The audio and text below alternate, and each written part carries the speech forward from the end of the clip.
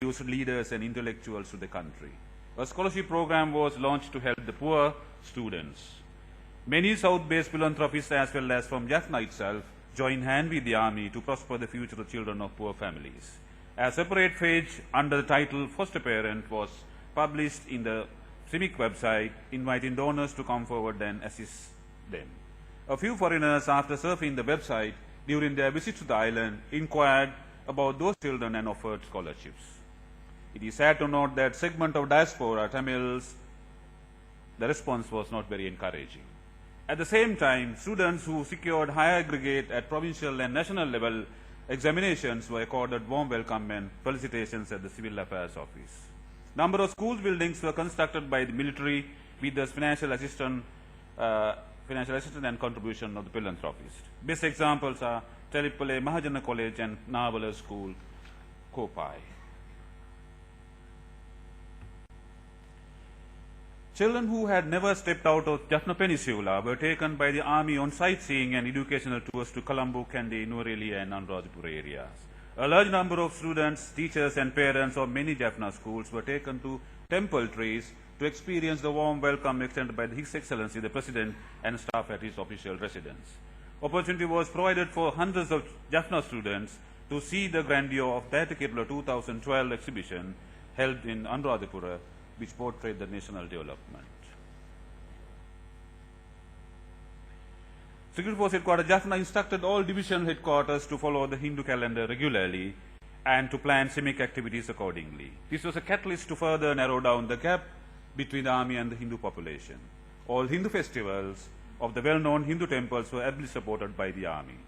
On every Thai-Pongal day that falls in January, army organizes a function at the Elephant Pass, the gateway to Jaffna, where Pongal rice is cooked and served to many thousands passers-by.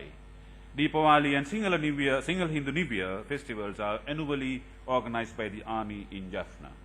Above all, with sheer intention of preserving the Jaffna culture, Security Force Headquarters Jaffna has arranged a special project to educate visitors with unique features of Jaffna culture.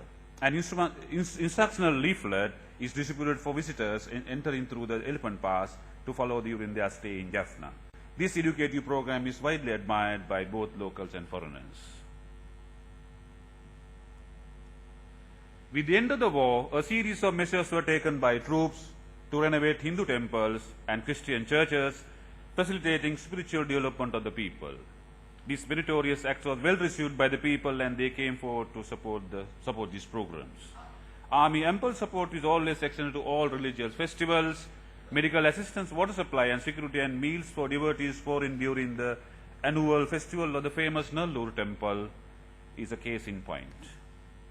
Depicting the similarities of Buddhism and Hinduism and promoting the religious harmony, a mega Vasak zone is organized in Jaffna city center during the Vasak week. Christmas carols annually organized by the army at the Church of Our Lady of Refuge in Jaffna is another crowd puller, was regularly attended by and highly appreciated by the Most Reverend Father Dr. Thomas Saundranayagam, the Bishop of Jaffna and the clergy by themselves.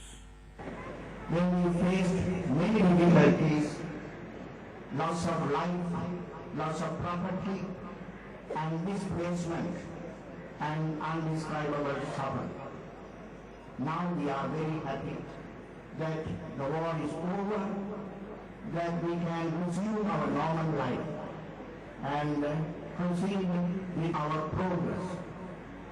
We are very grateful to the military, the army, and the security forces having made this possible. Before the resettlement of civilians in the Vadamarachi area, army assisted government health authorities to renovate rural hospitals and dispensaries in the area. Organizing medical camps for people in remote areas has become a routine in the army calendar of events in Jaffna.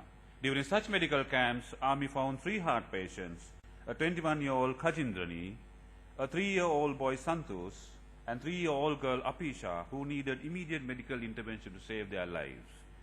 They were airlifted to Colombo and admitted to Asiri Heart Center, where they underwent heart surgeries.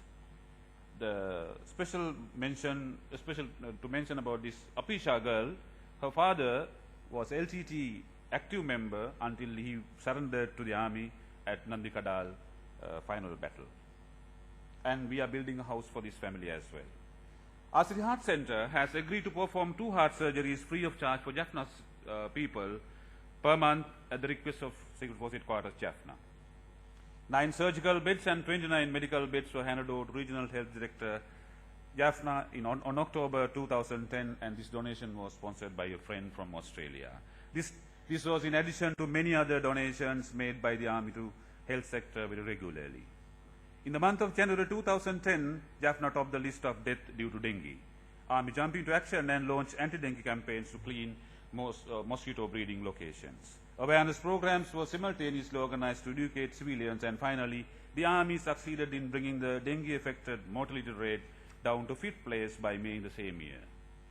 Need of innocent civilians who turned differently able due to war or other ailments were also compassionately looked by the Army. Soldiers sought assistance of donor agencies and arranged donation from artificial limbs to such civilians. Blood requirement of Jaffna Hospital is continuously provided by the Army at the request of the hospital authorities. Due to prevailing caste differences in Jaffna, many people do not donate blood to others, but the blood of soldiers save many lives in Jaffna.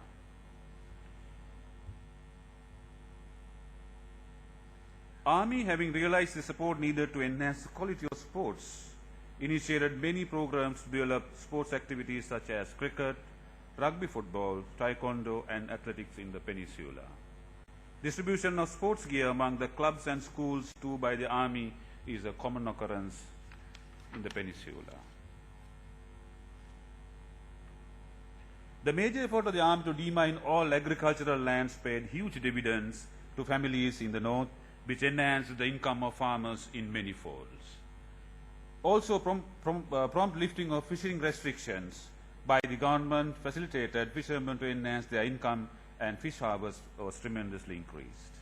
The special emphasis was focused on creation of job opportunities to ex-combatants, since sound economy would solve their problems. The Army initiated a crab fattening program and growing of aloe vera for cosmetic industry. And the Army launched a special livelihood project for Jaffna poor people to get their economy boosted.